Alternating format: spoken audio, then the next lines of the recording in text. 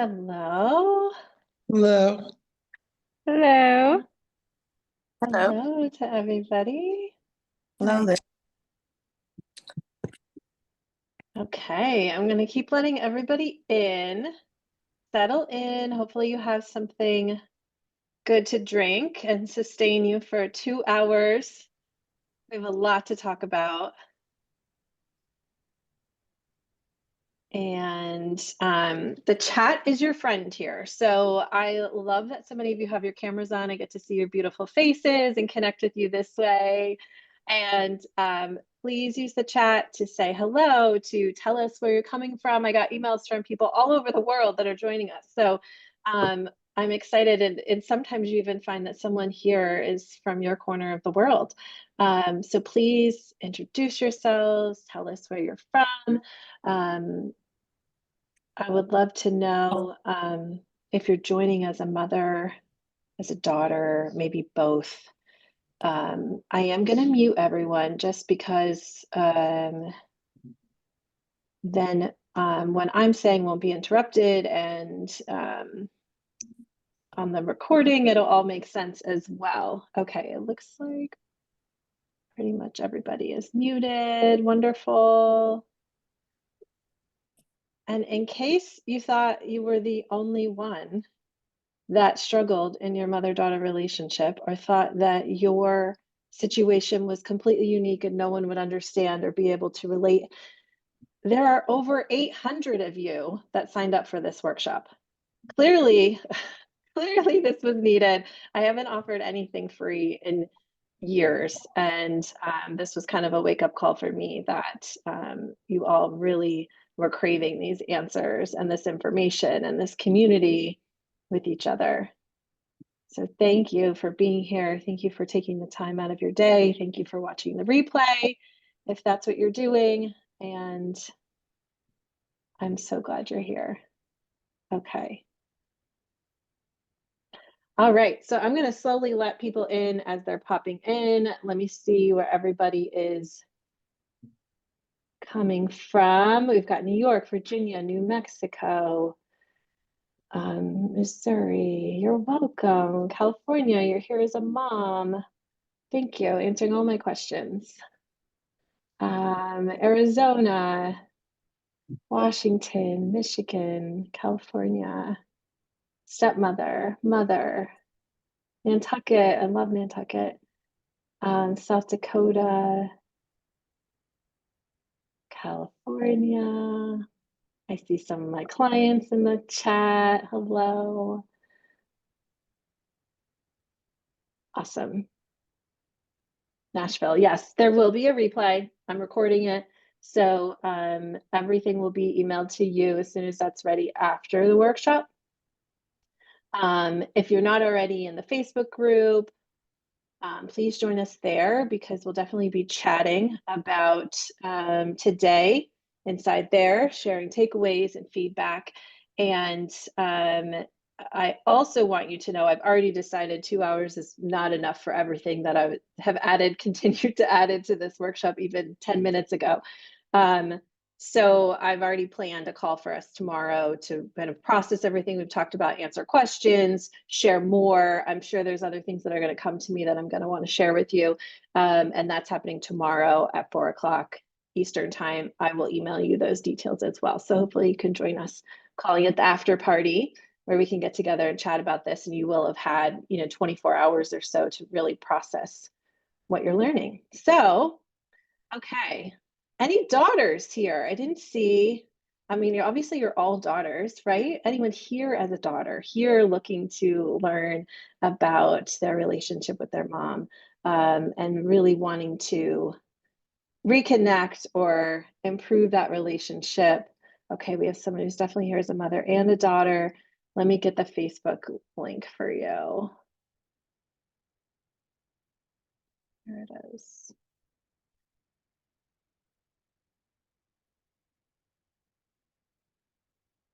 Okay.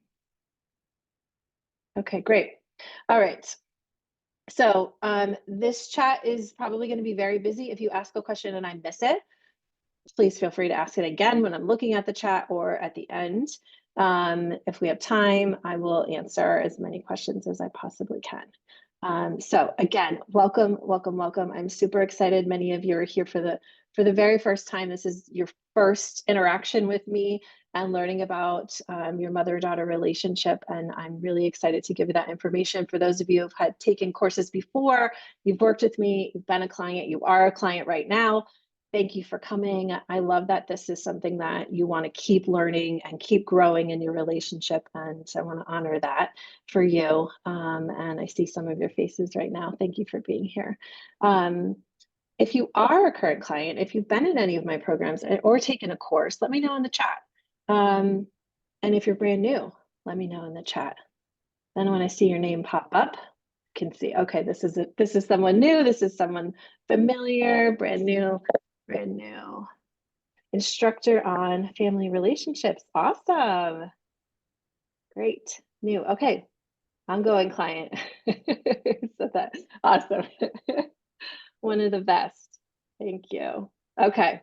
Took a 2-hour class. Great, great, great. Okay. So a little bit about me, and then I want to talk about you, and I want to talk about mothers and daughters. So my name is Hillary Trung. I go by Hillary May online. I have been a family therapist for over 15 years. I'm licensed in Pennsylvania. I live in the Philadelphia area in a very historic town that I love very much. And I'm a mother. I have a 10-year-old daughter and an 8-year-old son. I'm also a daughter. And I'm a middle sister. I have 2 sisters on either side of me. So we can take all of that into account when knowing where I'm coming from and what I'm bringing you. So I have been a licensed family therapist for almost 16 years now. And about 8 years ago, I transitioned my practice from working with families, right, a whole family dynamic, to focusing on adolescent girls. So girls and women ages 12 to 25. It felt right for me at the time. I felt like there was a gap in how these girls were being served, how misunderstood they were. I felt like I was connected with them really well, and I started serving them through groups so they could connect with other girls their age. So very similar to what we're doing here, and also individual.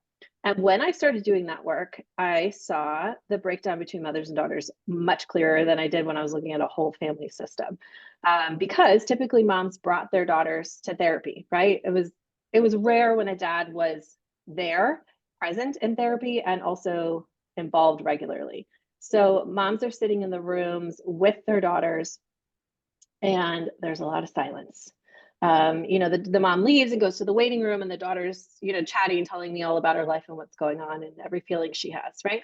And I thought there's something going on here, and it's more than they're an adolescent and they're separating from their mom and they're wanting to create distance as far as, finding themselves in independence. And I realized that I was not equipped. I didn't know how to help my clients, how to help these moms have a better relationship with their daughter, not even closer, not even like spending more time together, but just feeling like their daughter could come to them to talk to them about how they felt, and that the mom was equipped to support them and had the answers and the guidance. So I started working with moms, and that's how I transitioned to doing work online and outside of my local therapy practice. I started transitioning and working with moms online to help them with their teenage daughters. So some of you maybe you might even have known me since that time, or seen some of my work or my workshops that focused on teen girls. And then, of course, from there it evolved because I started learning about the mother-daughter relationship. I read every book I could find on the topic, which is not that many.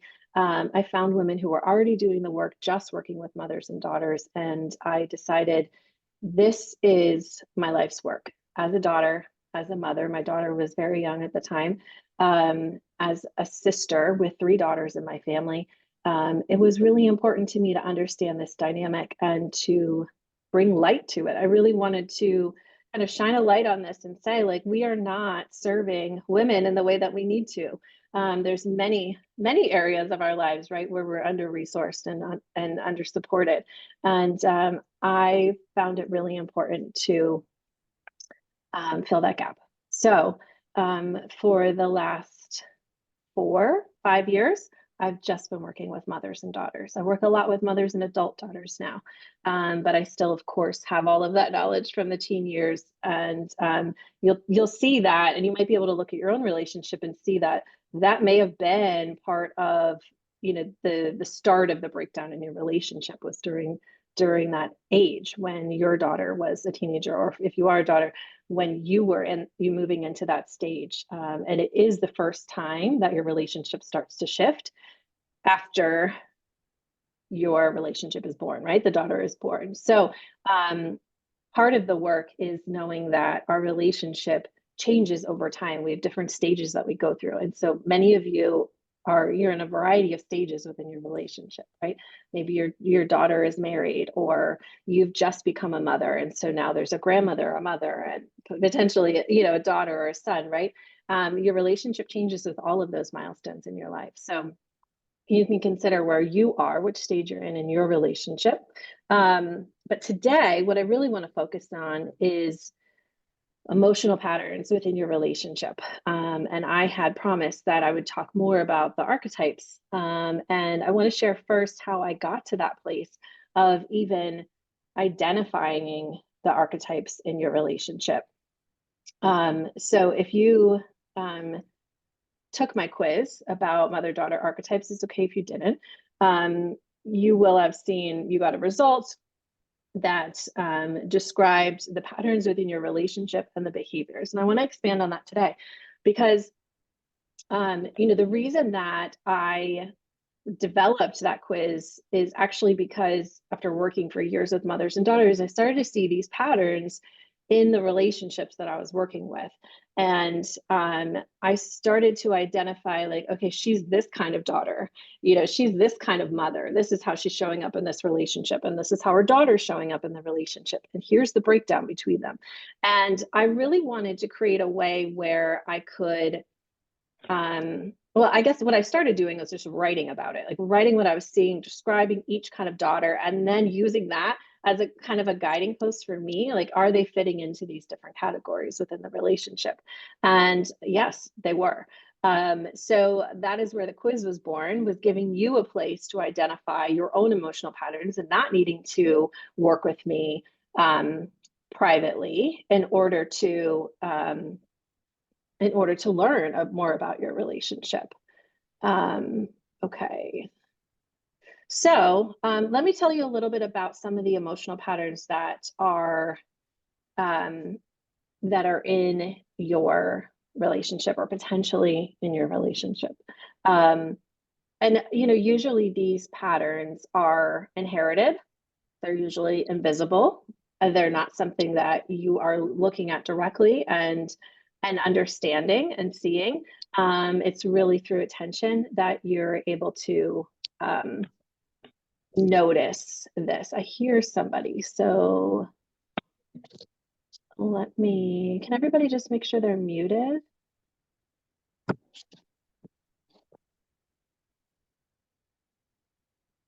Here we go. Gotcha. Okay. All right.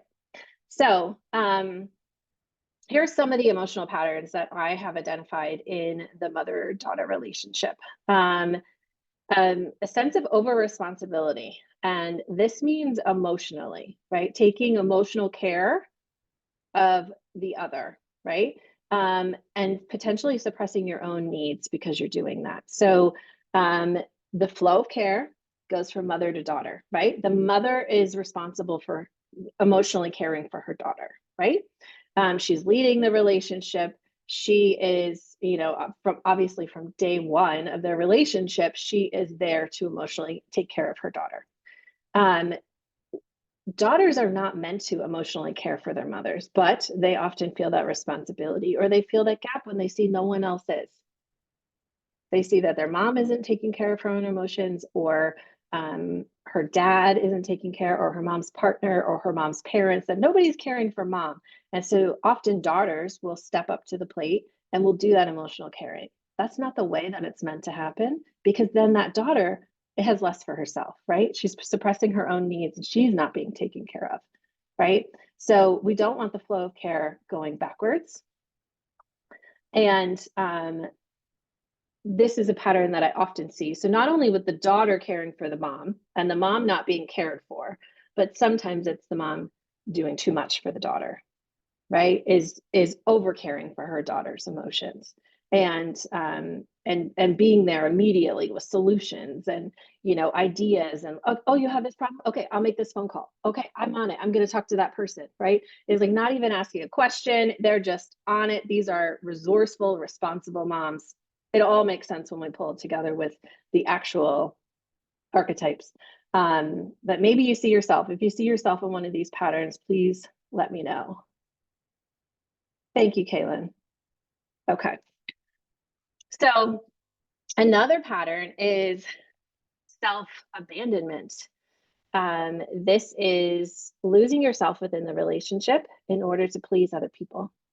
This is especially true of daughters, really wanting or craving the love and acceptance of their mom. So they might be trying to keep the peace and do whatever it is that their mom is asking them to do. Or just thinking, okay, I want to avoid having any kind of conflict or upsetting my mom, or I see that she has a lot going on, so I don't want to bother her. And so then they keep it inside, right? They just power through whatever it is they're doing just to keep the peace within the relationship. And this can happen on the other side as well, with moms, you know, abandoning themselves and choosing to do everything for their child, right? Being super available, you know, never, you know, wanting their child to struggle or face difficult emotions, and as a way to keep the peace within the relationship. And let me check the chat here because I asked a question. Okay. The third one I wanted to talk about is emotional shutdown. So a lot of families that I work with and the family that I came from don't express feelings openly, difficult feelings, right? So they might tend to withdraw when the conflict comes up, or when it feels unsafe to express emotions. So then things aren't actually being talked about and talked through, right? So there might be no room for those difficult feelings. And so then mothers and daughters end up in a room with me because they don't have the language to be able to talk and listen and understand each other, because nothing's been expressed in a way that felt safe, right? And safe doesn't necessarily mean I'm going to get hurt if I say these things. Safe means it's going to be heard. I'm going to be accepted.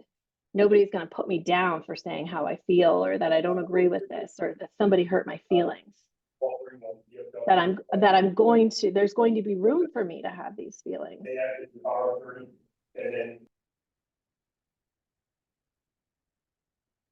So then we have families that avoid conflict, right? So everybody wants to maintain harmony over the truth of what's really happening.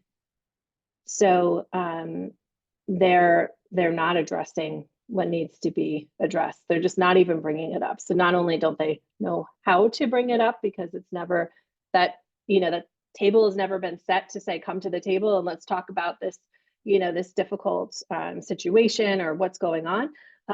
But people are actually not even trying that. They're just avoiding. So here then comes in the silence, then comes in the cutoffs, then comes in the distance of like, I'm just gonna pretend that didn't happen, or I'm going to take some space after this difficult interaction we had, and you know, I'm not going to come back and talk about it. I'm just going to come back when I'm cooled down.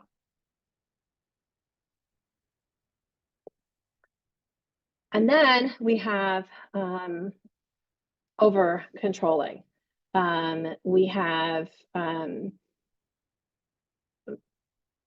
members of the family who want to shape each other's behaviors based on what they're doing, right? Manipulation, where, you know, I'm going to get you to do what I want to do, and I'm going to do it this way, right? I'm going to convince you, I'm going to bribe you, I'm going to, you know, make you.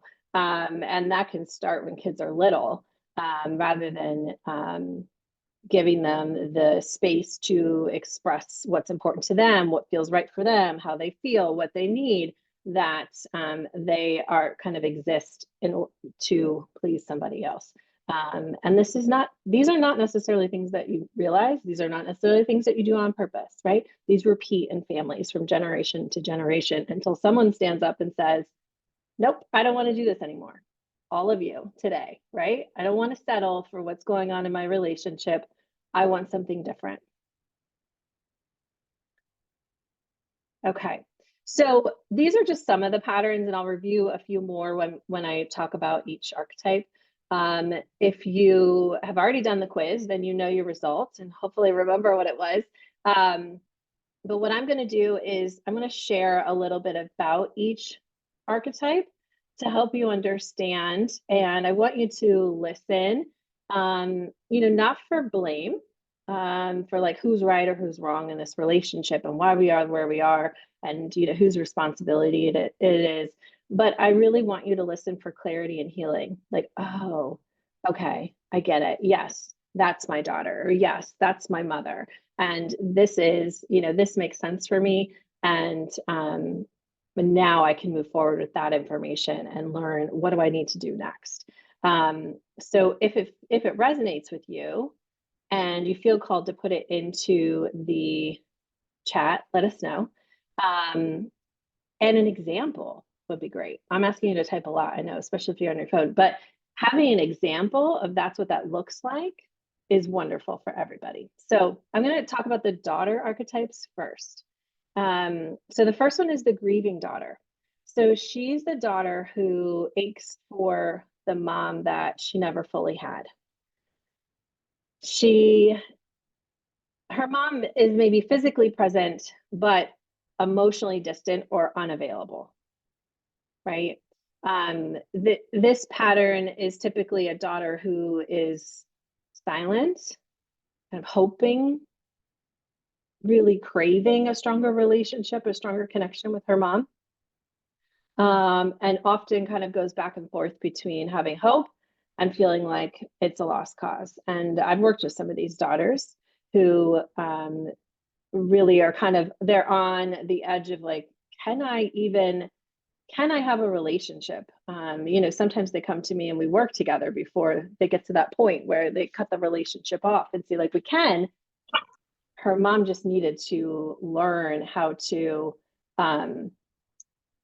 show up emotionally for her daughter. And that doesn't mean for the mom to express how she feels. That means for the mom to be able to support her daughter, for her to be able to be emotionally present. And I'm going to talk more about this, have an emotional container for her daughter's feelings, to put them somewhere, to take them from her and carry them for her. The second daughter is the responsible daughter. So she is the one who became an adult too early.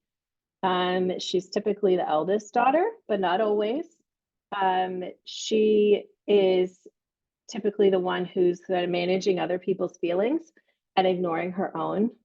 I don't know if any of you saw my algorithm, of course, shows me, but the reels about Mother's Day and say Happy Mother's Day to the eldest daughter and your eldest sister and your family as well, because they do feel a different level of responsibility to emotionally care not only for her mother, but for her siblings as well.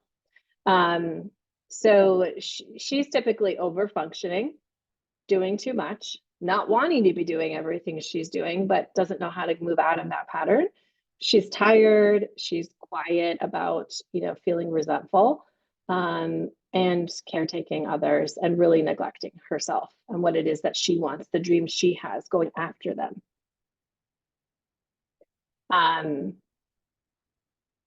This daughter, I don't know if this is Annette, this daughter right now is the responsible daughter.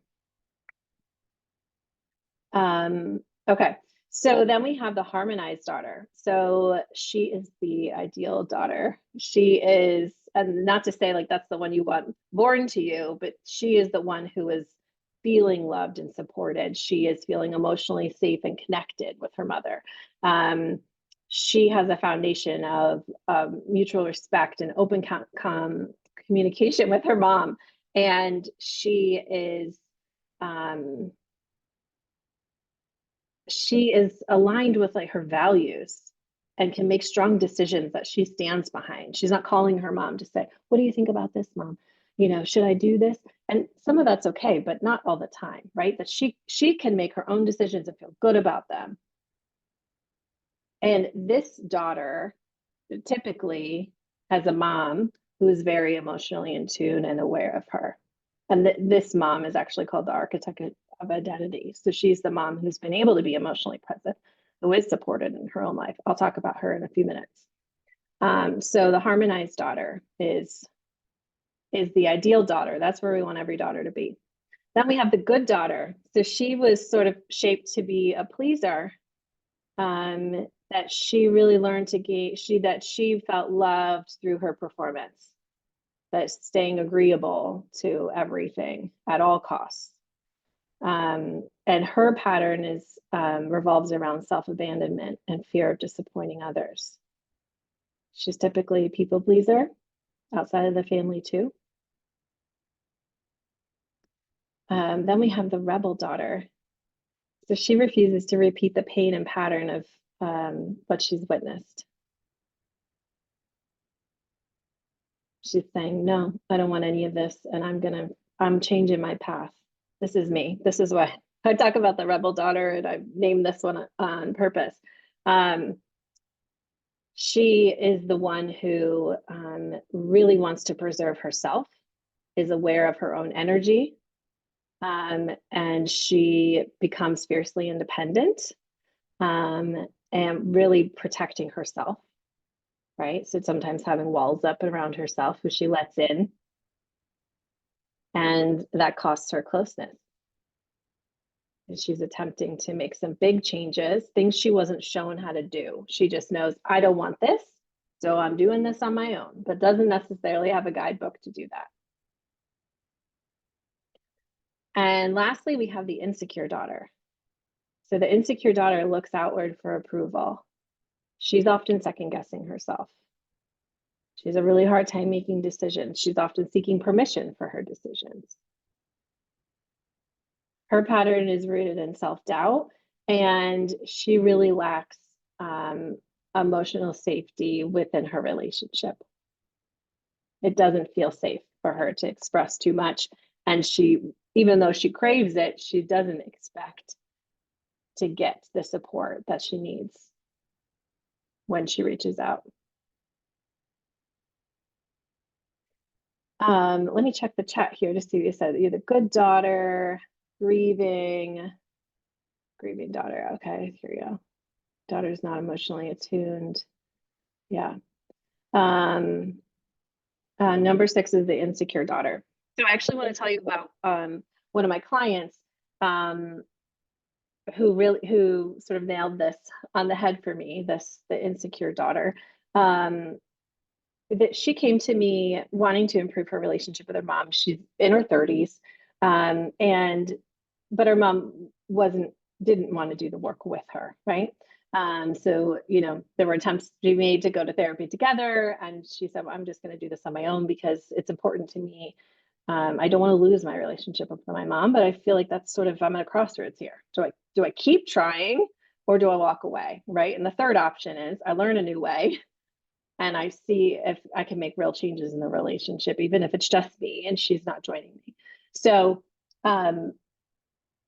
she came kind of looking for tools and clarity on like, what's happening, right? And is it me, right? Because as the insecure daughter, of course, she's looking inward and thinking, what am I doing wrong, right? But this has been her relationship her whole life. So we identified she's the eldest daughter. She's always taking care of all the siblings that came after her, some, many years younger.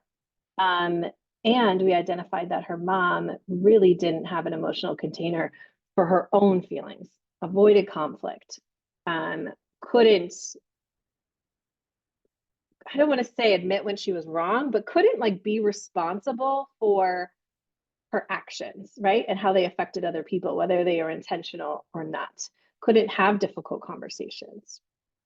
And so what we worked on, with this successful professional who had a very healthy relationship with her partner, who on paper you're like, she's amazing, she's doing so well, and she's like, why can't my mom see that? Why can't my mom let me know that I'm doing well, right? She really craved knowing that. And what we ended up doing is having her sort of put on this armor when she would go into the conversations with her mom and try a new way. and go into conversation attempting to change the course of how it would all work out, right? And protecting herself from doubt or criticism that her mom might give her about her own decisions, right? Like, and she stopped asking for permission. She stopped saying, you know, what do you think about that? Or I'm thinking about doing this, and giving her mom the opportunity to tell her, no, I don't agree. I don't think you should do that, right? Shutting her down immediately, which then over time, especially when she was a younger daughter, kind of taught her I can't really trust myself, because everything I want to do, my mom's saying isn't a good idea. So I must not have a good, good, strong intuition. But she just didn't learn how to develop that, right? So what ended up happening is she would go into the conversations being more direct, inviting her, naming what's going on with her mom, inviting her mom to be able to meet her there, and saying things like, I feel like I can't share my feelings with you without you leaving upset or shutting down or ending the conversation. And I really want to be able to just hang in with each other and be able to say to you, here's something that's going on for me in our relationship, and this is what I need, right? I feel like you think you're hearing me, but I don't feel heard. And I want a chance to explain what's hard for me in the relationship. Can we do that? And so she started approaching her in a more direct, but not yelling, not being hard on her mom, being kind, giving her mom room to respond and meet her there, and, begin shifting that pattern. So for her, it was about finding her own voice, finding her own confidence, being reminded who the heck she is, right? And that she can feel good about the decision she's making, and that she can ask for more in her relationship with her mom, and then let her mom meet her there, right? But it's not her job to then teach her mom how to do that, right? Which a lot of daughters feel is this responsibility of like, well, I don't want to go to therapy with my mom, or I don't want to work on my relationship with my mom because it's going to require me to teach my mom how to express her feelings or how to listen to me. And I don't know how to do that. I don't know how to teach my mom, right? My mom has to learn that. So if you're a mom, you may have heard your daughter say, you need to go to therapy. I'm not going to therapy with you. You need to go to therapy. You need to work on yourself. And this is why they say that, because they really want you to do the work so that you can show up more aligned with this emotional container for them, right? More present. I'm watching your faces. I see your faces responding to all of this. Some of you are like, yep. Some of you are like, I'm not doing that. But you're here, and I'm proud of you, and thank you for showing up. I want to be able to see more of the chat here. Okay. So should we move into the mother archetypes? Are we ready? We ready to hear about those? Okay, good. It sounds familiar, Mary, because this is what happens. Like, there is a dynamic here. I'm so glad it's resonating with you. And it is so familiar from family to family. And I'll share more about why in a little bit. Okay, like, you all have more in common than you realize just by being in this room and saying yes to this workshop. Okay, so the mother archetypes are, the first one is the rescuer. She's the one that loves, yeah, is that you, Mary? She is the one that leads with love, and she is fixing, she's guiding, she's stepping in. She's there before something hits the floor to catch it, right? She is just on it. But she struggles really to trust her daughter's process. So can we think about who she belongs with? The insecure daughter, right? So my client, this was that mother, right? She was there to protect, right? She was there to guide. She was there to say, no, don't do this instead. Her pattern is over helping, and she's unintentionally blocking her daughter's growth. She doesn't realize what her daughter's not learning and how she's not growing, because that daughter isn't being given experiences to fail, to mess up, to make a mistake, to learn from it, to grow from it. And this mother, this is beyond what we're really talking about, but this mother probably was someone who had to learn the hard way. She had a lot of mistakes. She was on her own a lot. She was figuring it out. She was messing up a lot. Like, she was not mothered the way that she deserved to be mothered. So then she went into, I'm going to do the exact opposite, but I don't know what that looks like. So I'm just going to protect my kids from feeling the pain that I did, right? Unintentional, but this is how we repeat those patterns. Then we have the unmothered mother, which many of you are. So many of you emailed me to tell me this one, you were this one, the unmothered mother. This mother gave what she never received, right? So she's parenting from absence and pain, and she has a deep pattern of self-blame with a tendency to pull away when she feels inadequate. She really wants to do it well. She really tried hard. Like, she went into motherhood knowing, I'm doing this differently. I'm doing this well. I'm getting this right. But she was carrying around so much pain and blame and pressure that she couldn't stick with it, right? She couldn't give that much. Then inadequacy got in the way. Then we have the wise mirror.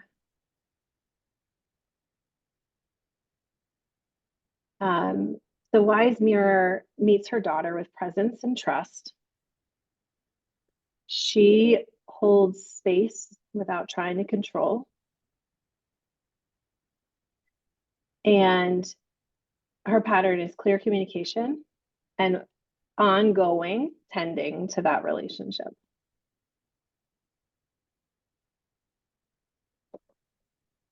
How many of you relate with the unmothered mother?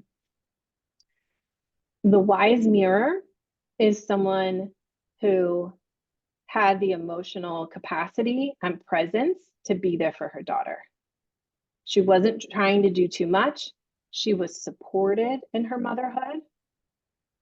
She had probably a strong partner or parents who were showing up and supporting her. You know, she was not like a career-driven woman who was trying to do everything, right? This mother had the presence and the time to be there. This mother is rare. Does anyone feel like they are or were the wise mother? Yeah. Then we have the architect of identity. She raised her daughter with structure and high standards, but struggles when her daughter chooses differently. I work with some of these moms. Some of these moms are in the room. They had dreams and hopes and goals for their daughters. Sometimes I'll ask my private clients, what were your goals with motherhood? How did you measure your success as a mother, right? And if their success was, you know, I wanted her to get married and have a family, or I wanted her to graduate college and have a career and be successful, you know, these goals that we have for our children are not really ours to have, right? They are going to move into the life that they choose to have, because your goals for their life or your dreams for their future may not coincide with what they want for themselves. And this can lead to disappointment, and this can lead to rejection. So when we're attached to what the outcome is of our relationship or of our child's future, it can turn into a rejection of the parent, cutoffs, distance, right? Because now that daughter has disappointed you.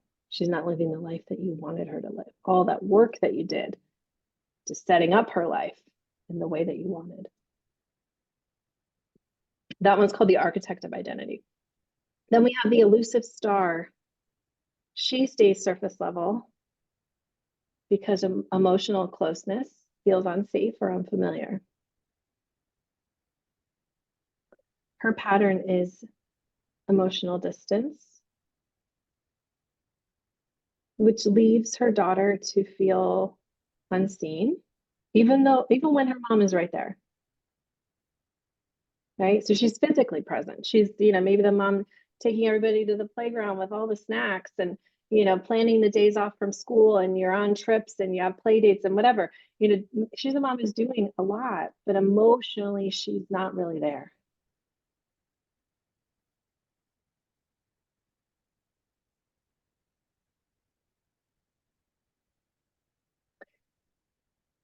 Sharon says she feels like she's a blend, and yes, I could identify some of my clients in different categories. I can identify my mom in different categories. You can absolutely be a blend of them. And then we have the last one is the martyr. She's the mom that gave everything and now feels depleted, unseen, resentful. Her pattern is self-sacrifice, giving everything she has. But that sacrifice is masked as love. And sometimes unspoken expectations of what she is meant to get in return. Sometimes this is a mother of an adult child who has expectations of like, now I get to rest. Now I take a break and you do everything. I'm no longer, doing all of these things. And ideally, we want balance, right? We want balance.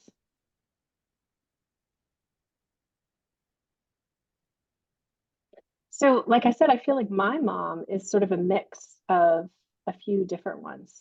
And my mom was not someone who, well, she could have been quietly resentful of her role, but she wasn't someone who was outwardly resentful, making anyone feel badly as far as her kids. But I remember growing up and watching my mom never stop moving. Like I never saw my mom sit down, even for lunch.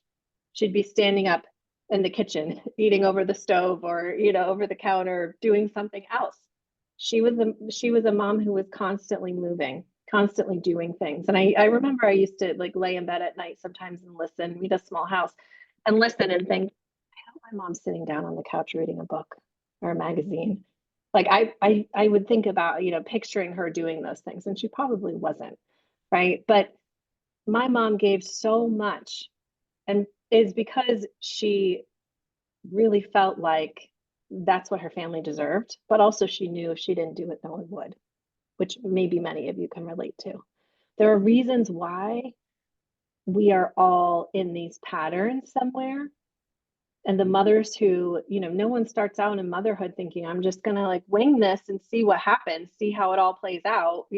We all kind of enter intentionally with, thoughts about how we want to raise our kids, how the relationships we want to have with them. Right. And then life starts happening. And as mothers, we don't always have the support that we deserve. And that affects what's happening for us. So I'm curious if you, I'm curious about your archetypes. Let me see. My mom suffered from anxiety. Oh, perhaps your mom suffered from anxiety.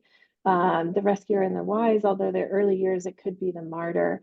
I've never been resentful, but didn't have always put my kids first. Yeah. And that's why I think that piece for me too, that my mom is not resentful to the kids or to her motherhood role, but she needed a break. She needed to sit down. She needed a vacation and time off. And, my mom was running a business and had 4 kids and really didn't have the support that she needed. And she kept going. She kept going. And I mean, that is sacrifice that I can see now. I couldn't see that then. I definitely didn't appreciate that when I was growing up as a teenager, probably even in my 20s. But it did affect our relationship, which I'll share a little bit more about later. Okay. So, yeah. And there's always a chance to evolve, which is why you're all here. Okay. So I want to share a little bit more about patterns and what's needed in the relationship to help you see some of the things that you are or aren't doing or what's impacting the breakdown in your relationship right now. So let's talk about who's running the show in your relationship. Who's in charge, right? And I get a lot of comments on this on my social media of like, you're blaming moms. This post blames moms. This post blames daughters. And we're always looking for like, who's at fault? Who's the one that needs to move first? Who's the one that needs to initiate? Who's the one that needs to change, right? This is never about blame. This is about kind of your own responsibility for yourself, right? Yourself in this relationship.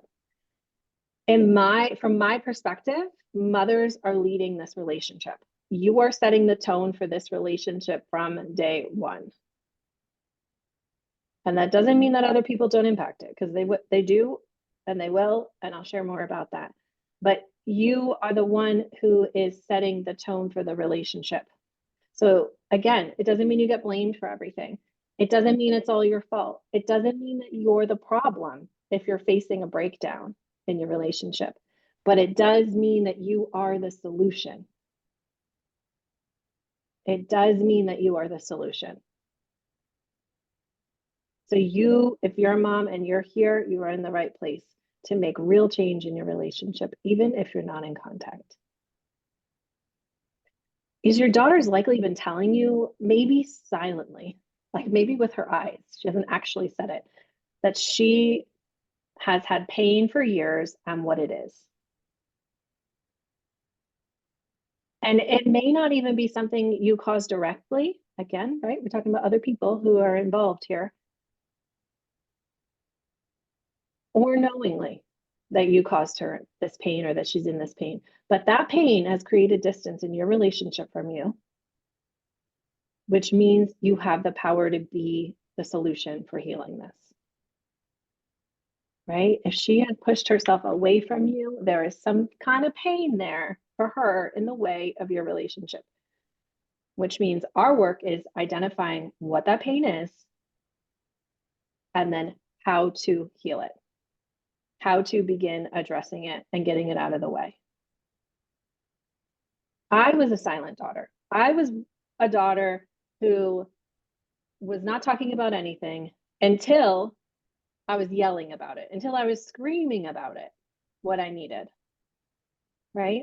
And at that point, screaming about it, no one's really hearing it. They're hearing it, right? They're actually hearing it, but they're not listening. They're not thinking, oh, she really is struggling with this. They're thinking she's overreacting, she's emotional, she doesn't really mean that, because it's coming out this way. But that was the only way I knew how to communicate how I felt, because I grew up in a silent family.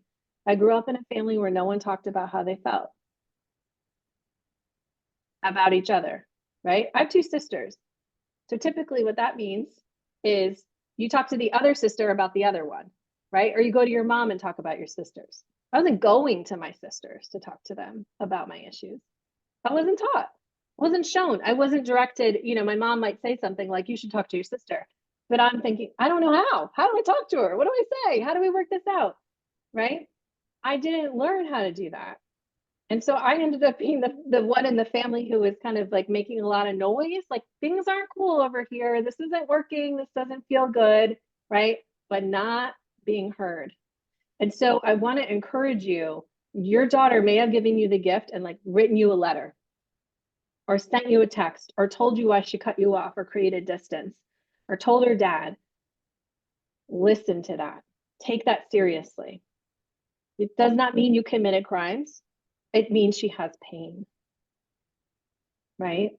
Because when you miss the things that she's trying to tell you, then you feel like, I have nothing. I don't even know how to solve this. I have no idea what the problem is. But many of you have the evidence of what the problem is. And if you don't, we can find it through things like understanding the archetypes, understanding the patterns in your family, understanding the history, looking at the ruptures you've had in your relationship over time. There are ways to figure out what the heck happened to get us to this place. Listen to the things that I'm saying, because you are going to get answers from these examples, from these stories.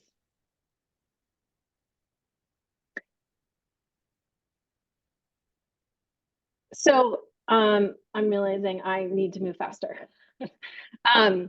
Daughters are going to reject what they don't want, right? They're going to, some do this silently, some do this obviously with words, but when they see that they do not like something that their mother is doing, right? Their mom is their example for how to be a woman in the world. If they see what their mom is doing and they don't like it, they don't want it, they're going to reject it. They're going to reject her, right? So we want to make sure that we're not dismissing feelings and we're taking them seriously and we're learning how to be there for her, right? That's the third piece is like, then how do you do it? What do? You don't want to dismiss that, that feeling. So that brings us to your emotional container. This is the piece that really, this is why daughters don't need to be involved in the conversation with moms, because many of them just crave that their mom had an emotional container for their feelings so that they can go to them, so that they can talk to them. This is what's meant to happen from the very beginning of your relationship, is that you are the person that holds their feelings, right? They're sad, they fell down, they skinned their knee, come here, let me give you a hug. You know, are you okay? Are you ready to go back out there, right? You're reassuring, you're accepting them. And then this continues to happen their whole lives, that they continue to come to you. They fall back, right? You are their safety net. I called my mom 6 months ago and cried to her on the phone, hoping she would be there for me. And she was, right?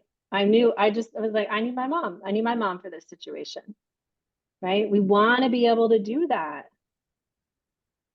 But I can't do that if my mom can't be there for me emotionally, can't hold that container for me, has to tell me, you know, about her own experiences and what I can do and solve the problem. No, I just want to be held.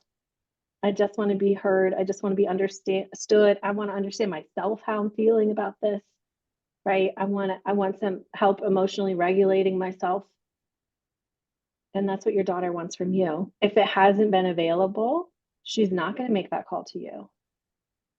If you don't know how to do that, how to show up for her, if you're worried about what do I say, you know, I react emotionally sometimes when she tells me things. This is where your learning comes in.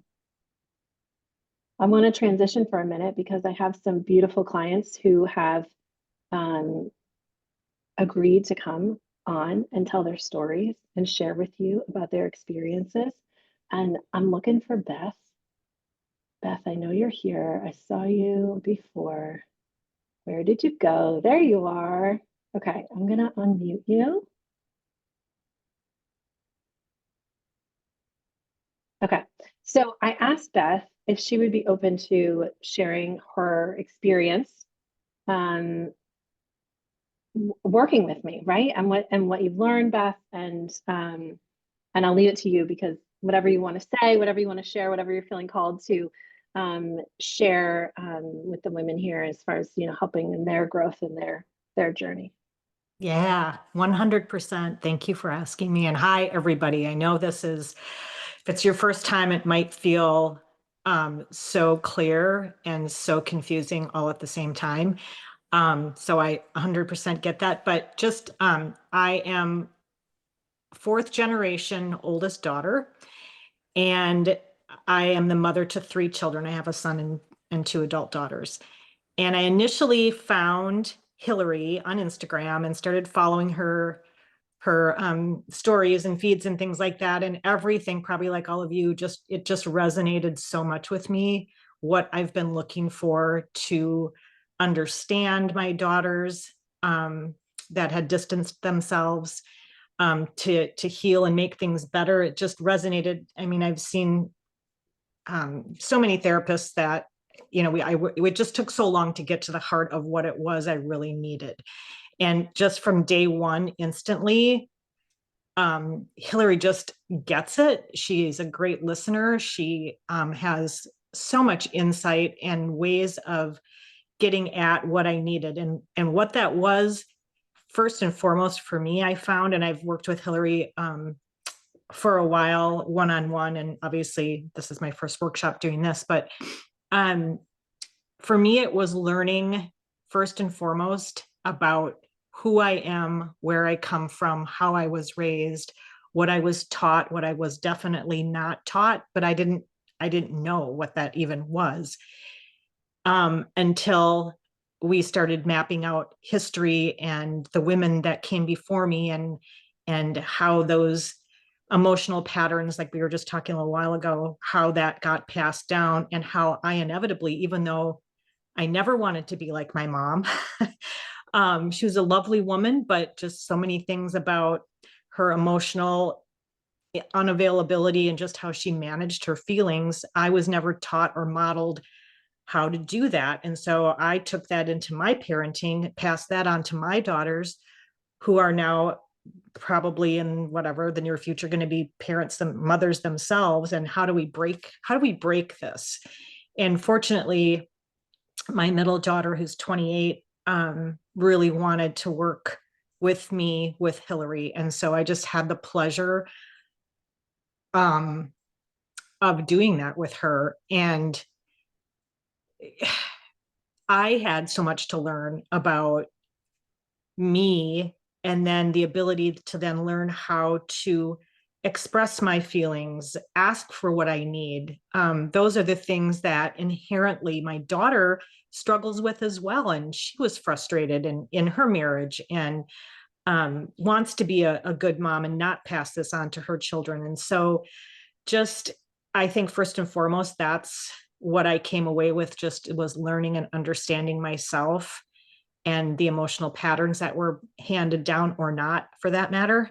And just learning how to listen and validate and not get defensive. I think that was the biggest thing. Like, my kids were afraid to come to me and tell me what they needed because they were afraid of what my reaction might be. Because initially I would get really defensive and, I didn't do that. That's not what I did. That's not what I meant. Instead, trying to listen for what it was that they needed, instead of feeling so criticized all the time, when really they were just trying to tell me what they needed, but they didn't know how because they didn't learn it, nor did I. And so those were some of the big takeaways in learning how to, model that, and made me a more approachable mom and person. And yes, I was a daughter. My mom has passed away, but it made me really understand my mother better, because I know she was struggling with a lot of the same things I was, but she just didn't know how to express it. So I think overall that was the big takeaway that has just really, really enriched our relationship. And hopefully my youngest, who's 23, and is just needing a little space in life right now, hopefully I can use these things I've learned and been practicing with her when she's ready. So yeah. Thank you, Hillary. Thank you. Thank you, Beth. I'm watching the comments too, and how much your story is helping others. Beth is the kind of client who showed up to sessions with I never saw the notebook, but I knew the notebook was there, having written notes going through the courses. There it is. Ready with her questions, ready with, yes, ready with thoughts, aha moments. I want you to know this. I put this together. What do you think about this? I mean, you were so committed, are committed to the healing and to making changes. And I mean, that's exactly why your daughter, I don't even think you asked her. I don't think you asked her directly, do you want to join? I think you told her what you were learning. And then she was like, can I come? Can I, see what this is like? Right. Like that was so inspiring to her and interesting. Like, I would like to be part of this. I want to, feel like that too with you. It disappeared on me. Here you are. So I thank you for your commitment to that. And and it's paying off in your relationship, and soon to be in second daughter's relationship, as she's feeling ready for that. Thank you so much. I wanted to and I just want to express that you began on your own, which many mothers do, start with me alone, and sometimes their daughter joins them, sometimes they don't, and they go all the way to the end with me just themselves. They never meet their daughter. And this work is definitely something you can do alone. So I don't want you to feel stuck, like I can't do this or I can't do that because my daughter won't join me. That all you have to do is create change within yourself, create that understanding. And so the emotional container of what, the way that you handle your daughter, the way that you respond, instead of react to how she feels and what she brings to you, creates that emotional safety in your relationship. And so that's really something that Beth has mastered is being able to listen, is mastering, being able to receive, to listen, to accept, to understand, when she doesn't have the answer or that doesn't know how to respond, she's waiting, and taking her time and being careful about what she wants to say. It's a process. It's unlearning and it's relearning a new way. Thank you so much, Beth. Okay, there you are. I would keep bouncing around on me. Okay. So this emotional container is so important because if this has happened in the past, right? I was talking about the daughters carry around this pain, right? And sometimes they've spoken about it and sometimes they haven't. But it tends to be in the same kind of situations that they feel this pain, that this pain is like it's poked, right? Like, oh, my mom just did it again. There's evidence there that we can see of like, what are we doing how am I poking her, right? When do I get this pushback? What's happening? Can I see any patterns between, when I respond this way in our relationship and then she shuts down, she walks away, she gets mad at me, she says it's always about you, or you always leave the conversation, or you can never, talk to me about these things, whatever it is that she's saying that seems to be just like on repeat. When is she saying that? What's happening? What kind of conversation are you having? We want to identify, when you're poking that pain and she's feeling triggered, right?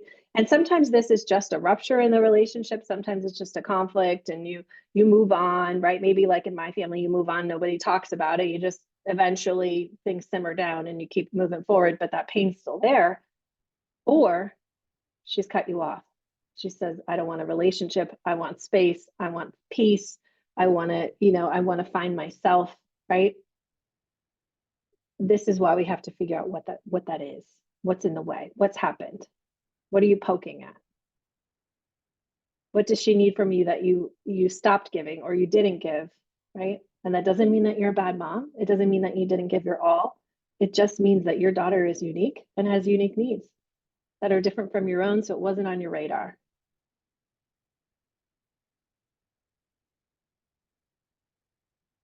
I'm curious, I closed my chat. If there's anything that you're thinking, oh yeah, this happens sometimes with us, or it seems like whenever we talk about her husband, she shuts down, or if there, are there any pieces that you're able to put together?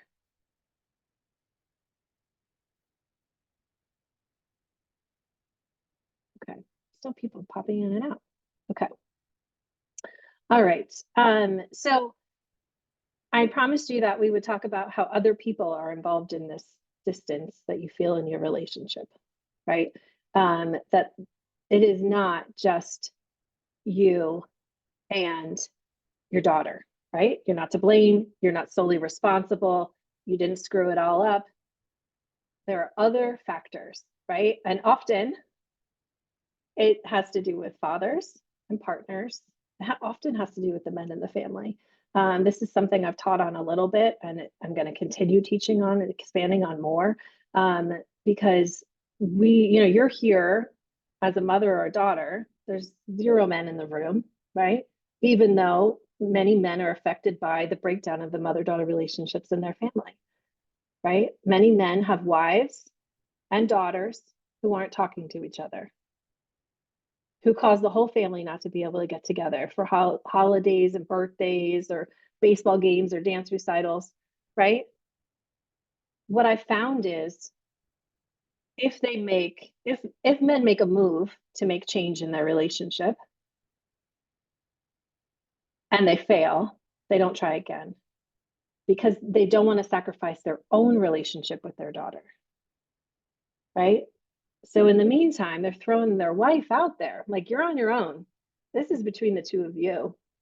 Even before there's a cutoff, that might be happening with a teenager. Like you got to figure this out. This is like a girl thing. No, it's not. They happen to be females, but they're two people in this family, right? If 2 people in the family don't have a relationship, we need to do everything we can to help those 2 people have a relationship. How can we support them? What am I doing that is not helping? What am I doing that is encouraging this cutoff or this distance? What I have found is that most husbands fathers don't know how to encourage the mending of that relationship. And they maybe aren't even committed to it, again, because they want to protect their own relationship with their daughter. I know many of you feel this and feel like I don't have the support that I need. So I'm actually talking about like current day, right? If there's a cutoff or if there's a breakdown in the relationship, but this happens over time. If a mom isn't feeling supported, if she isn't feeling emotionally supported by her partner, if she's not feeling supported with the parenting, right? If she's carrying the burden of, the mental labor, like all the handling the calendar and all the things that need to be done, she is not able to show up as her full self for those relationships. She is not able to show up on full for her daughter because she's doing so much. She's sacrificing herself and maybe feels like I have no other option. I have to do it this way. And sometimes we ask for support and we don't get it, right? Sometimes we don't ask for support. We just get resentful and we get quiet and put our head down and keep doing what we're doing. But I want you to know that all of that is affecting the relationship that you have. And as daughters, I was a daughter who watched all that happen. I didn't understand it. I had nothing else to compare it to. But I watched my mom never sit down, and I watched my dad not be there for her emotionally. Right. And that doesn't mean, he's buying her flowers and taking her out on dates, which he did not do. It means at the end of the day, he's saying, how are you? How are things? I'm going to take the kids out in the backyard and play for a while. Sit down, do something, right? I'm going to get dinner tonight. I'm going to, I've got the laundry, or they're just doing it and they're not even saying anything about it. How about that? But that father is there, is present, is emotionally available, and is an active part in that family. So if that's not happening now during the breakdown, I'm going to guess it probably was not happening when that daughter was growing up as well. It's something we all deserve as moms. It's not something we always get. But that is part of the breakdown in the relationship. This is whole family healing. This is not just a mother and a daughter. You are the two that are impacted for many reasons that are outside of the two of you, right? It's past patterns, it's generations of pain, it's generations of women sacrificing themselves. It's not having that emotional container, not being able to express how you feel, what you need, not being supported by your partner, by the men in the family. It's all these things. That's how we take the blame out of the equation. There's no blame here. There's responsibility, there's awareness, there's emotional expression and holding, but there's no blame.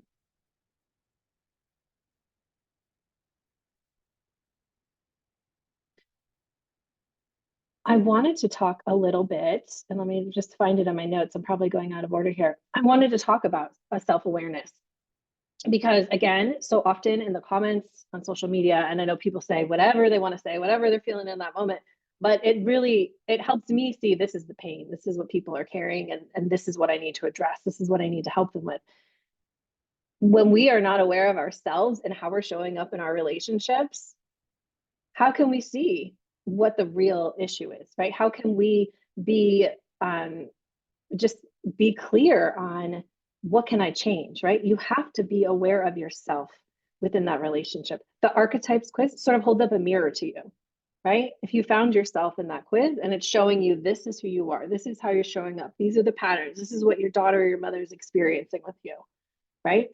You need to be able to look in that mirror and see, here's what I'm missing, here's my weakness, here's what I need to work on in order to make change. We have to be aware of ourselves. Some of us are too aware of ourselves, right? And we're really hard on ourselves, so then we avoid it totally.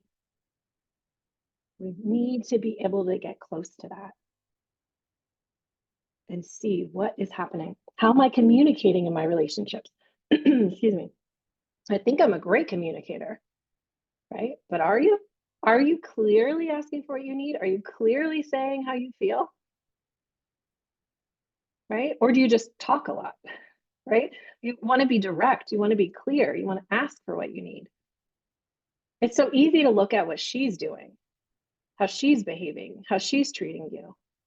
But I invite you to look within, right? That's where you have the power over that change and moving to the solution, is looking within and being able to see yourself. And that actually helps you understand her. That helps you understand what she's experienced in relationship with you when you can see yourself. I mean, that's essentially what I am for my clients, right? Yes, I have a lot of knowledge. Yes, I've worked with this for a long time. Yes, I have personal experience. But what I really am is a mirror. I'm showing them what I see. I'm telling them in the most delicate, loving, and direct way, here is what I think is missing in your relationship. Here's what I'm experiencing with you and what feels very clear to me. And I'm wondering if your daughter is experiencing that too. Or I'm wondering if that's what your mother is seeing as well.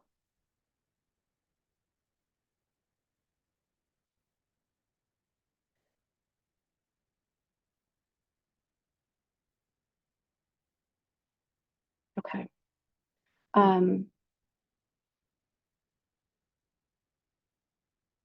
Okay, I'm distracted by the chat. Thank you so much for being active in there. I'm going to go through it, I think, afterwards. Okay, I'd like to call in another client. Allison, I know that you're here. And I'd like Allison to share. Just have to find you.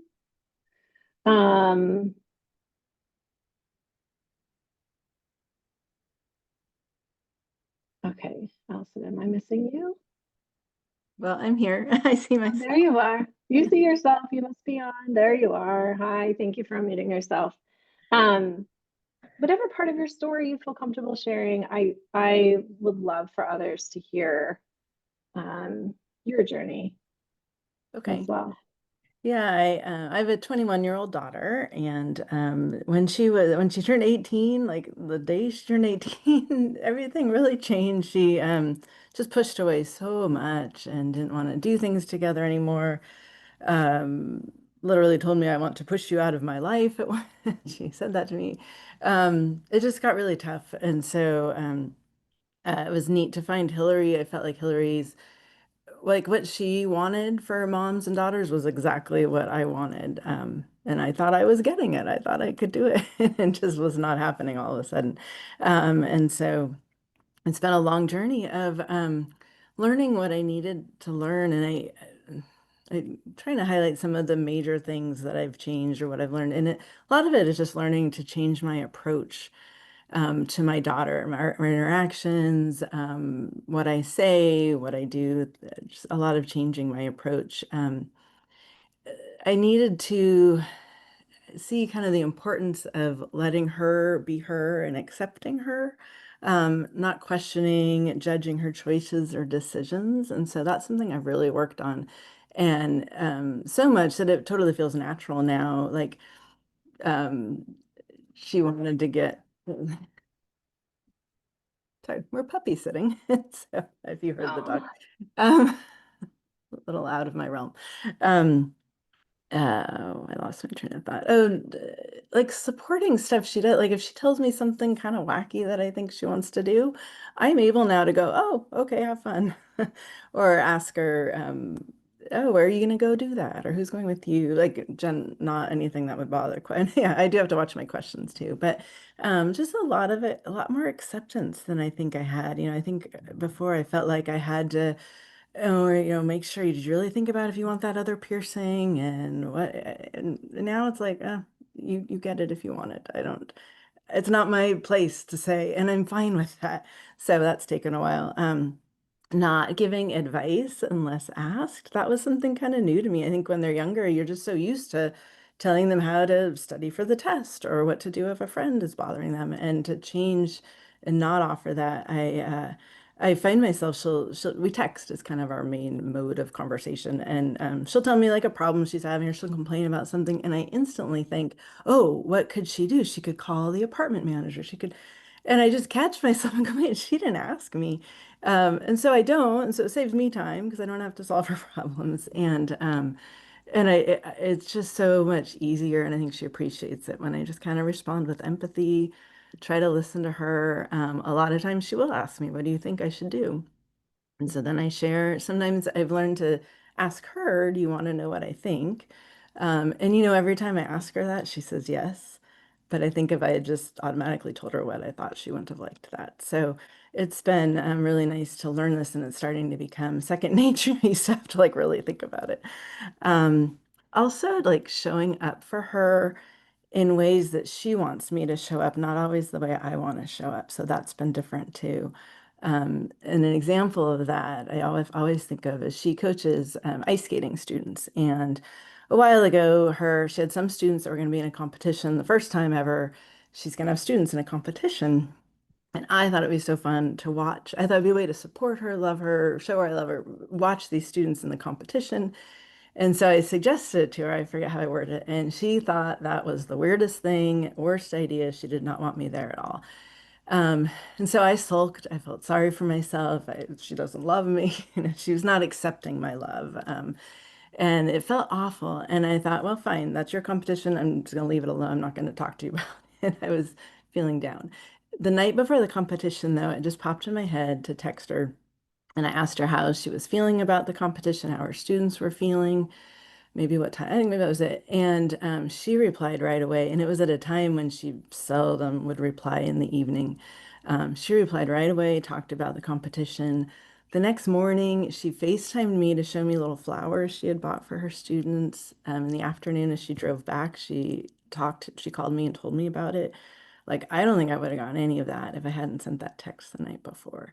So it's such a reminder to think, I can't always do what I wanted to do as a mom, but if I can think of how she wants me to show up for her, does she want a gift or not? Does she want a space or not? Does she want a car?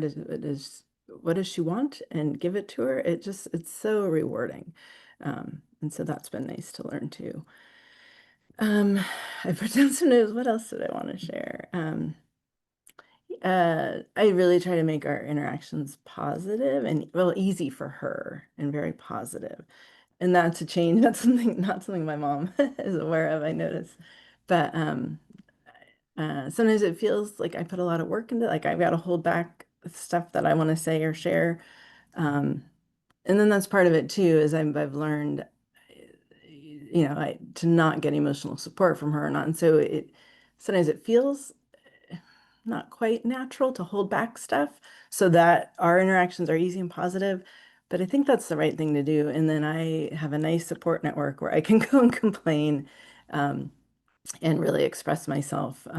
So that's been good to learn to not burden her with anything unnecessary.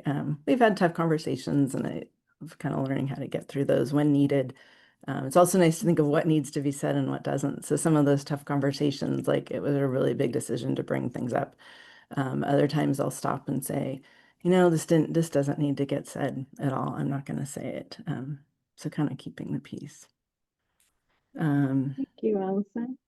Yeah. It's really helpful. I think you're getting some comments in the chat too about your story and how encouraging it is. And I mean, that's the whole point of this, is to hear from real women who have done this work and who have grown over time, who have expanded, who have learned, how to exist in the relationship and maintain the harmony. And I think, with the age of Allison's daughter, there's more work on her end to maintain it, right? Because of her age. And as you hear from women with older daughters or yourself, there's less work to maintain it once we get through the healing part of it, right? Getting on the same page and being able to be in a mutually supportive relationship, a mutually loving relationship. Thank you so much, Allison, for coming on and sharing with us. I know that it's encouraging and helpful. So go ahead and read those comments. And I do hope that, through some of these stories and some of what I'm sharing, obviously, that you see that the disconnection in your relationship doesn't mean failure. right? It doesn't mean that you've screwed it all up. The rupture doesn't mean the relationship is over or broken forever, right? Like, I know you've felt without answers for a long time. And love can exist even if there's silence or tension, right? Whether there's contact or no contact, love can still exist. Many daughters, especially, but from this side of the dynamic, still love their moms, but they're trying to shed the relationship that they had or have that wasn't working for them, right? And maybe as moms too, you're feeling that way of like, I don't want this kind of relationship. I'm giving and giving and giving, right? I want something different. We get to change that. And I hope you're hearing that. It really begins with you, right? I don't have any mother-daughter couples coming on today to share with you their stories, that you don't have to do this together in order to create the change that you are craving for yourself and for your relationship. I think it's important to say that, after years of doing this work and seeing the dynamics, right, and creating the archetypes, the ebbs and flows in the relationship, I now see them very differently. Every rupture that has happened for my clients, and that's typically when they find me, right, after a rupture in their relationship, I believe that rupture needed to happen. That needed to happen in the relationship in order to rip it all apart and say, this is not working, right? It's like the daughter who's screaming to be heard. This is not working, right? And it actually likely that needed to happen generations ago. Actually, Beth sent me this beautiful reel. Yes, I think it was yesterday. And it was of a grandmother and talking about the patterns and the changes that she made for her daughter, and then it came into her daughter, and then her daughter, and then the youngest daughter, and how the patterns that we have flow from generation to generation, and somebody has to stand up and change it. These are typically my clients who, when they come, that they are the ones that are changing the patterns within their family, and it is big work, right? It is brave work. But these are the women who have finally seen it and been resourced enough to make changes, to learn how to do it, set the time aside to do it, right? I know my mom would have loved to have done that. She didn't have the resources, she didn't have the time. She probably didn't know who the heck could help her do that, right? She always tells me there was one parenting book available when she was raising kids, right? There certainly wasn't someone who was helping women change the patterns in their mother-daughter relationships. But this is something we have access to now, right? And we can stand up and say, I'm going to be the one to do this work, to change things for the course of all the daughters, the granddaughters, the great granddaughters. So if you felt like your relationship is falling apart, if the silence feels louder than words, if the distance feels like you can't even begin to cross that bridge so far away, I want to offer you something that you may have not heard before. What if this breakdown was your becoming? What if this breakdown was your becoming? What if you saw this breakdown as a gift to the changes that are going to happen for you? Because this is your invitation to finally change the patterns within the family. And again, it is whole family healing. It is not just mothers and daughters, because we know it didn't start with the two of you. It didn't. It's not going to end with the two of you. Generations of women are standing behind you, sort of holding their breath, like, is she going to do it? Is she going to be the one to change it? We couldn't do it. We want her to be the one, right? I saw a little girl on one of the Zoom cameras. So I know there are daughters and granddaughters in this room with us, right? They want to know how. They want to know how to work through conflict. They want to have healthy relationships. They want to feel loved by their moms and their grandmothers and their great grandmothers. Are you going to be the one to change the trajectory of your family, of how emotions are expressed and heard, of how mothers' needs are met? of how daughters are trusted and invited to expand into the world rather than be protected and sheltered, of how daughters choose partners who are available, providing, an active participant in parenting, who support them wholly.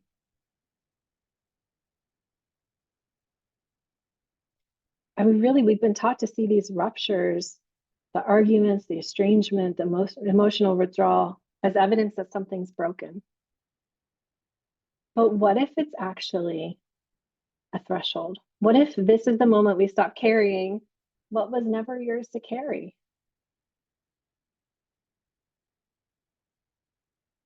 What if this was the moment that you start asking different questions?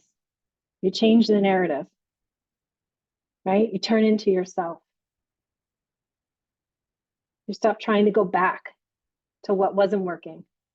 And you start becoming a woman who moves forward towards the change, towards what she's been inviting, towards what she's been asking for, towards what you've always wanted in your relationship. This is what I invite my clients to do, right? Is to start becoming the mother and daughter that they've always desired, but didn't know how to get out of the role that they've been stuck in. That was created for them for past generations.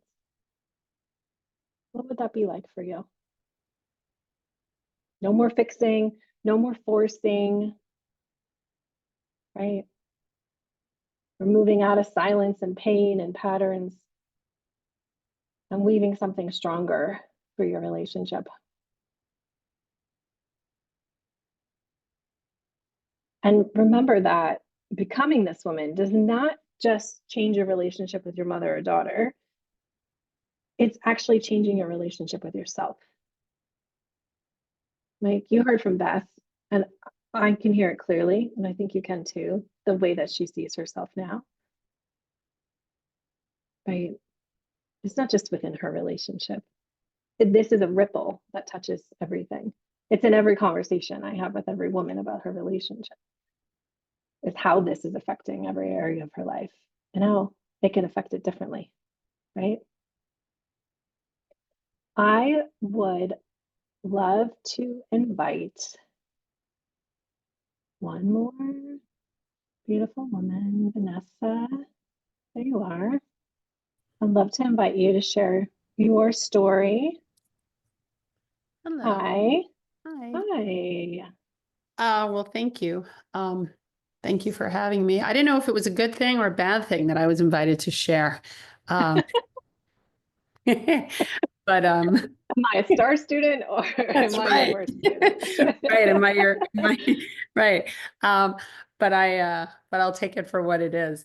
So I'm gonna look off to the side a little bit just because I made some notes, which I normally don't do, but I did feel like there were so many things I wanted to say. And I know we only have a little bit of time together. So I think I'll start off with sort of the way I feel, which is, hi, my name is Vanessa and I'm a lousy mom. And the reason I say that is not because I'm a martyr and not because this is a question of blame, but because I understand my role now. And I understand who I need to show up as. And I wrote in the chat that I was Allison's doppelganger because there were so many things that she was saying that resonated with me. I am a mother of 8. Yep. For those of you that are like, did she say 8? She said 8. 3 girls. And my oldest daughter was the one that I came to Hillary with. And I came to Hillary in a moment of crisis. I didn't. I hear it's so nice that some of you stumbled upon Hillary and are working through things like organically and about yourself, and maybe your kids don't even know who she is. And for me, it was a moment of crisis where my relationship had broken down so much over many, many, many painful years. And I couldn't bear it any longer. And I was blessed that my daughter was willing to join me and also had a desire to fix the years and years and years that had been broken. I think that we've been seeing Hillary now for 7 months. I actually looked it up today because feels like forever and it feels like a moment. And I will say, um, she has saved us, and I am eternally grateful. And what I realize is that so much of the work was on my side.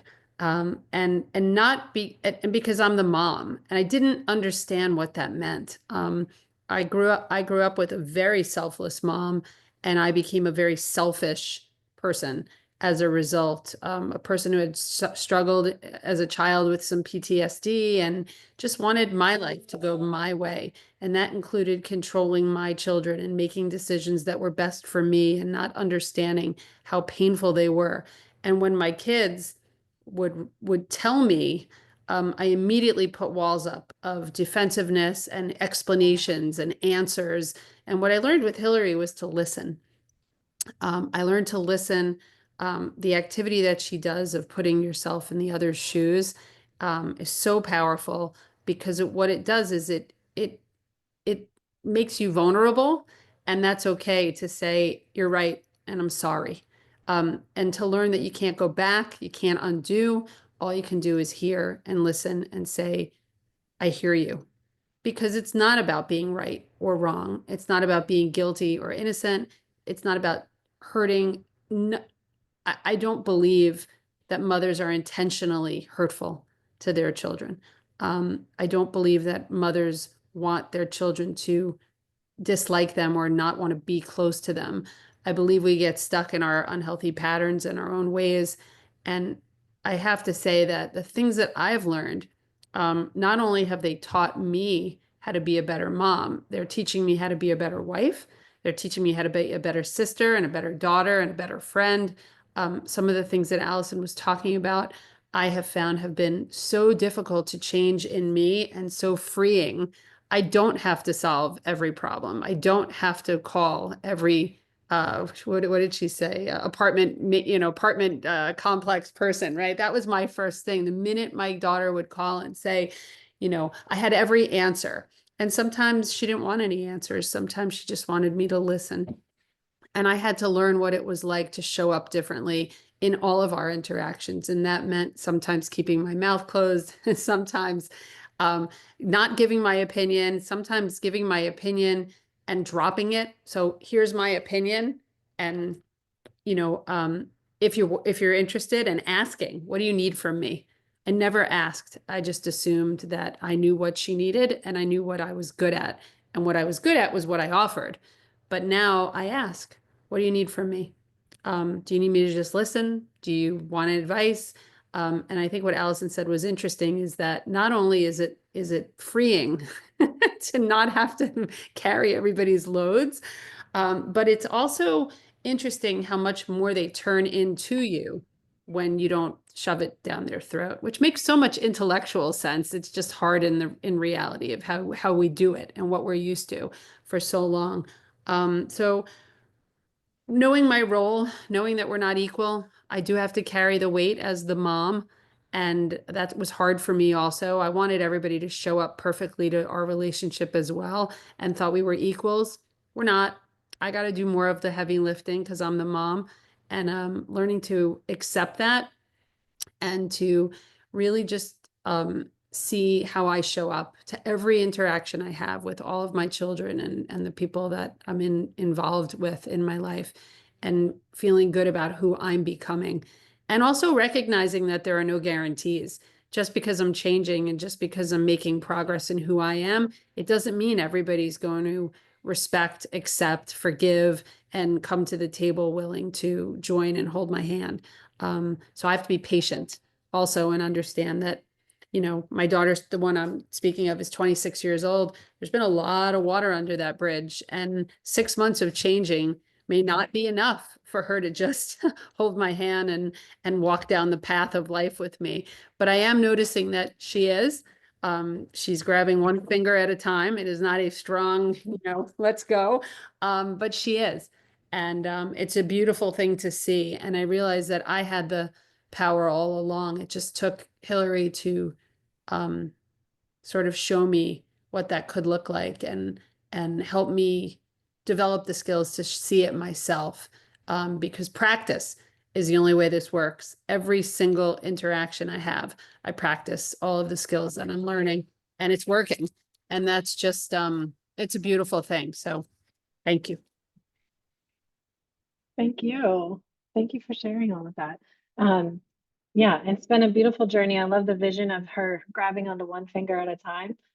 And yeah, it is about, for her rebuilding that trust and seeing like, okay, is this the way it's going to continue to be? Are we going to stay on this path, right? And yeah, I love that. I love that visual. Thank you so much. Thank you for being here and thank you for sharing. And I can tell that it's helpful in the chat. If someone had asked a question, it's moved away. But they're adults and need to be held accountable for how they treat us. Yes, and I do understand that some of you are coming into this with more difficult daughters who are challenging you, who are criticizing you, or you feel like you're sort of under a microscope with her. In my experience, and I don't know your daughter, I don't know if there's mental health issues or other things going on, but in my experience, that anger, that frustration comes from pain. And it's really hard to think of our adult daughters, especially as little girls who are in pain, but typically that is who you're dealing with, is who is showing up in front of you is a daughter who's in pain from the past. And so even though you're looking at an adult woman who is, yelling at you or criticizing you, we need to address the child who's probably really the one who's speaking with you. So I come at this with a softer approach. Even the daughters I've worked with their moms, adult daughters who've shown up as angry, and I'm thinking, okay, like is she into this process, and that they have to go through, a system with me where I can feel like, okay, she's open, she wants this, but man, is she angry, right? And man, is she coming back at her mom and really grilling her and making this hard. But what we get to is the pain. But that is where that anger and that frustration and the way that she's speaking to you is typically coming from. And that's layers and layers. And that's not something we're going to solve in this workshop today, right? But this is meant to give you some answers. This is meant to create that pathway for you to see, okay, this is where I'm headed. This is possible, right? And if even if I don't heal this relationship because I can't necessarily change her, can I get some peace for myself? Can I get some community for myself? Can I be in the room with 126 women and feel like I am not the only one, right? Like, yes, you can have that. You can have that support. You can have those answers. You can have direction on how to interact and change the dynamics in your relationship. What we cannot control is her. We can't, right? But I have a lot of answers about why our daughters and our mothers do the things that they do. And it's because there are dynamics to our relationship, right? It's not complicated like we're told, right? The mother-daughter relationship is complicated, right? That's because people didn't want to attempt to understand it. It wasn't important to them, right? But it's not that complicated. We just have never been taught. We've never been taught about the dynamics in the mother-daughter relationship. That's something I didn't share about my history is as a trained family therapist, I never read one paragraph in any book about the mother-daughter relationship. Not one. So that's why when I had the mothers and daughters in front of me, it's like, I'm treating them like any other member of the family, and that's not working. They both want to be heard. They're both think they're right. They're both digging in. They're not listening to each other. Why? There are reasons for that, right? And it's based on our history and our patterns and what we bring to the relationship and what we need, and not being able to say directly, I need you to listen. I need you to hear me. I'm in pain over here, right? I think it was Beth who had mentioned vulnerability, or maybe it was Vanessa. One of you mentioned vulnerability, and that's a huge part of it. We have to be able to be brave and put ourselves out there and ask for something different and say, this really hurts me. This is what I need, right? And moms get to do that too. There's space for moms to do that. But typically the daughter is the one who's carrying the pain, the resentment, the anger, and that needs to be tended to first.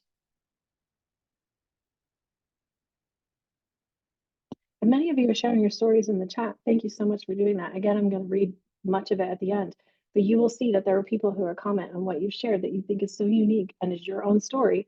And you'll see that others here have experienced very similar dynamics. Have other people been involved in the relationship and affected it? You know, I've watched moms go from walking on eggshells, like someone had said in the chat, I just want to stop walking on eggshells. I've watched moms go from walking on eggshells to feeling really grounded in their truth. You just heard Vanessa where she was coming from, right? That she is like, I know the path now. I know how to stay on it and what I need to do and how I need to show up, right? And then she watched her daughter soften. Oh, she said something. Vanessa's daughter said something in a session recently, and Vanessa said, "Write that down, Hillary." And I did write it down, but I can't find it at the moment. It was really like, I was so angry before I couldn't hear you, and now I'm less angry, so I can hear you. I can hear what you're saying. I can hear your pain. It was just like something that we already knew, but for her to acknowledge it and say it out loud was her softening.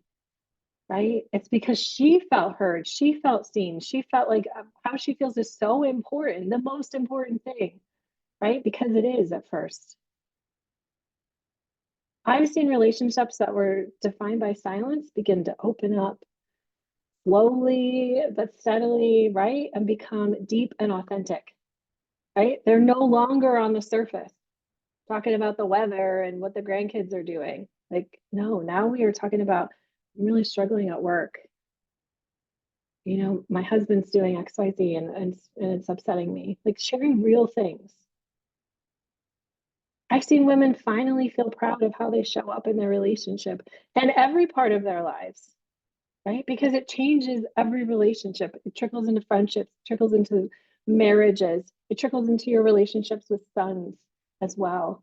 Because you're showing up not as this person who is worried and insecure about what's happening, and oh my gosh, I might say the wrong thing, and oh, is she going to be yell at me and be angry, and is there going to be a big conflict? Maybe I should just avoid it, right? No, now you're showing up as this woman who is becoming confident and aligned and has answers and can lead. Everybody's going to experience you differently, especially you, because you're walking around with yourself all the time. This is the kind of level of healing that is possible for you and that we do here. Some of you have asked me in the chat, is there a way to keep going? Can I get the support of the moms? Can I have this? Can I have that? And yes, I would love to share that with you if you're ready to hear about how you can keep this going, if that feels like something you want to do. And it is in the form of a coaching program called Becoming. I have been using that word all along. It's actually my word of the year. Do any of you do that? Where you choose a word for the year? That was my word this year. And I have been creating Becoming in my head probably for the last year. I'm working with so many mothers and daughters and feeling like I offer them so much privately in these, you know, containers where it's just the two of us or just the three of us. And I want to be able to do that for more women without having to make a 5-figure investment in working with me privately and ideally having their mother or daughter join them. I wanted to create a way where you get access to me and coaching, you get access to a community of support, you get lessons and learning. And I needed to create that place because that place didn't exist yet. I had versions of it. I had small groups for moms. I had the private coaching. I have courses where you're learning. Like, I need to bring it all together and create a really robust program where we can be together for 6 months and help you just have a front row to your relationship healing and make changes, being guided every step of the way. So I want to share with you what Becoming looks like, and help you see what's possible for you inside this program.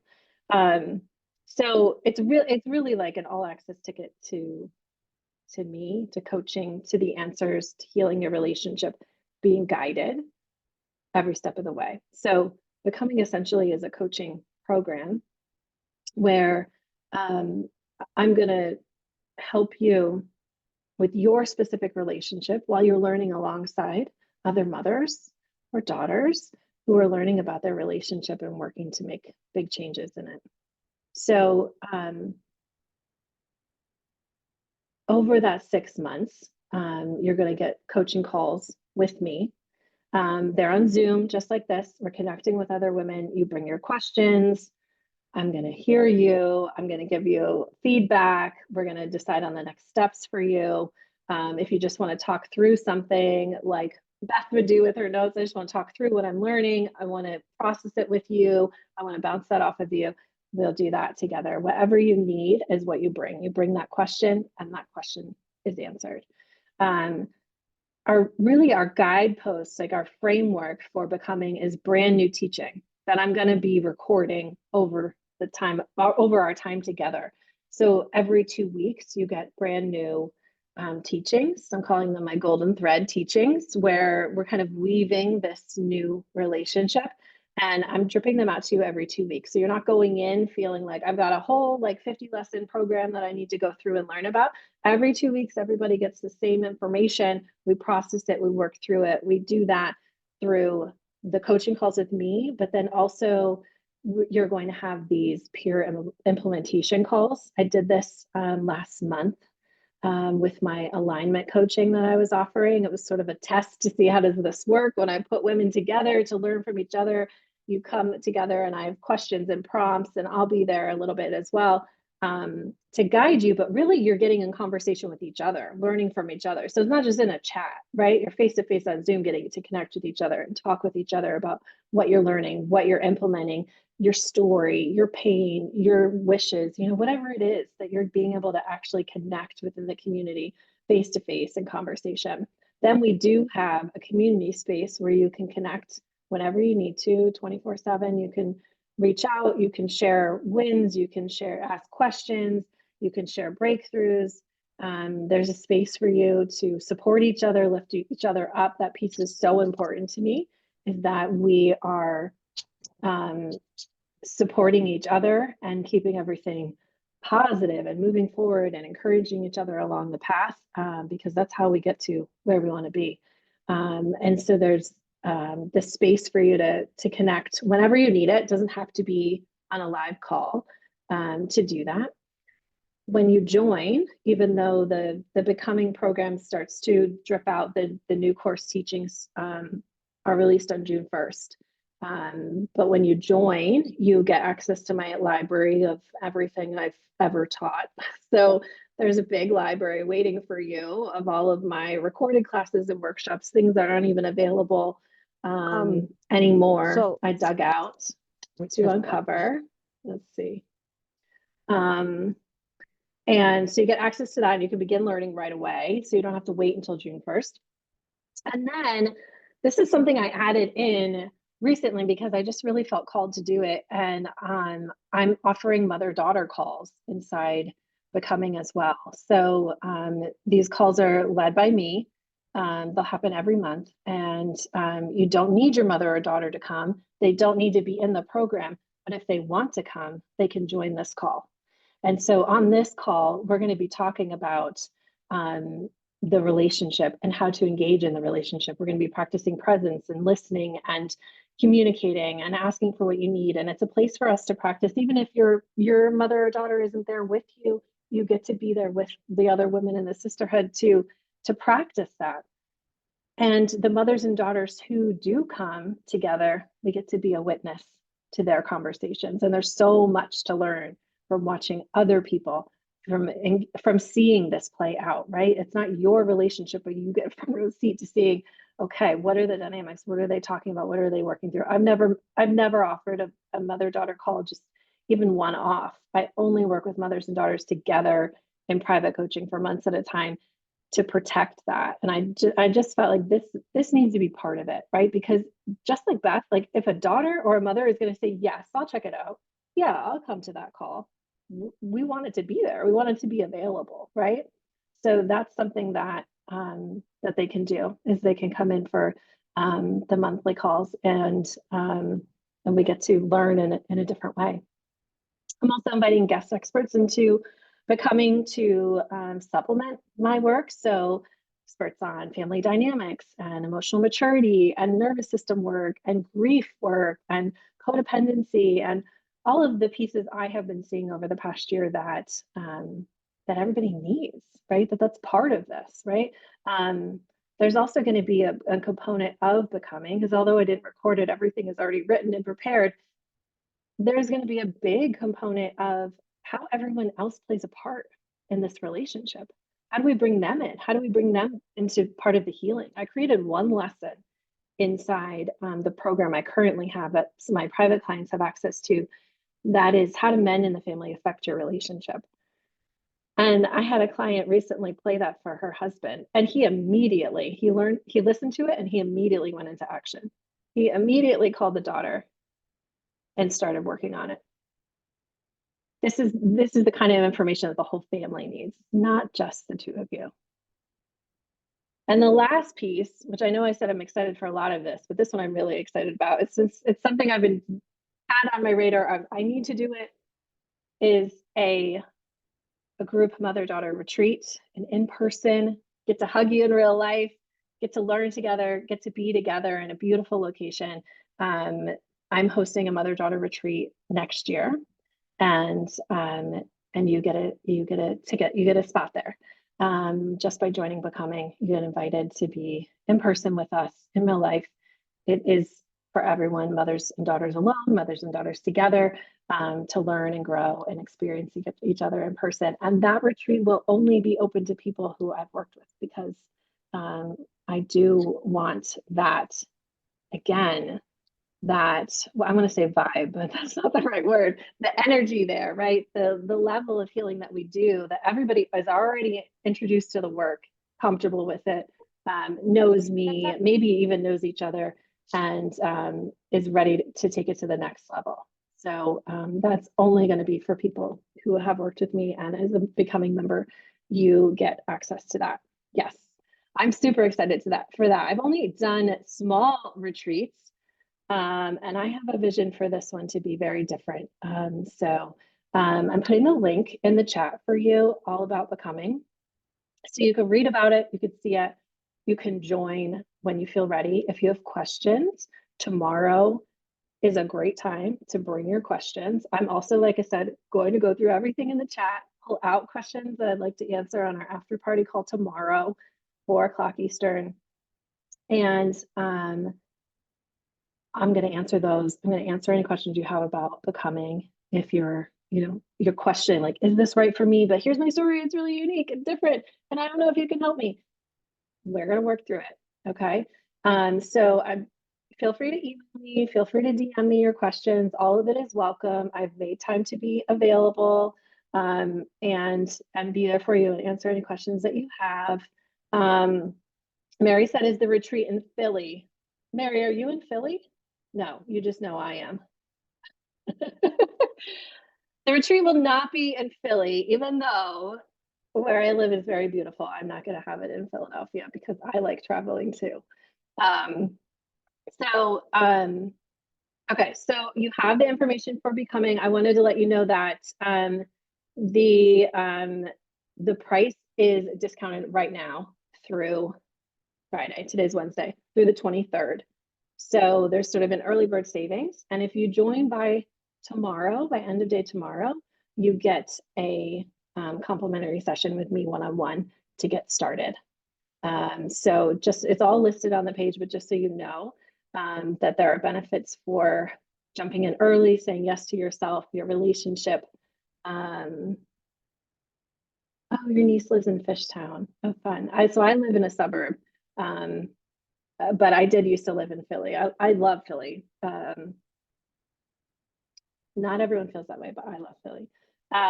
Okay, so connect with me in the Facebook group. That was the other thing I wanted to say. So if you have questions, jump into the Facebook group. Oh, I'm from near Hunterdon County, New Jersey, Eileen. So jump into the Facebook group, ask questions. It's free. Connect with us there, takeaways. And here's the link. You're asking for the link for Becoming. There you go. I'll also email the information about Becoming so you have that as well. So, thank you so much for coming today. Thank you so much for my beautiful clients who shared their stories and what they've learned and shown everyone what's possible for healing in your relationship. And I look forward to seeing many of you tomorrow, and reach out if you have any questions. Please go through the workbook to apply all of this to your relationship, and make sure that you're processing, right? Like, don't just like close your laptop and move on, right? Take some time to process this and sit with yourself, and think about, what can I change? What's my part? Where am I going? Do I have the support to get there? Right? Thank you so much for being here. Thank yourselves too, right? Pat on the back for you for being here, for saying, I'm going to take the time to learn about my relationship. Thank you for all of my previous clients for being here too. I see you. I see you. Thank you. Okay. Take good care, everybody, and I'll see you tomorrow. Bye.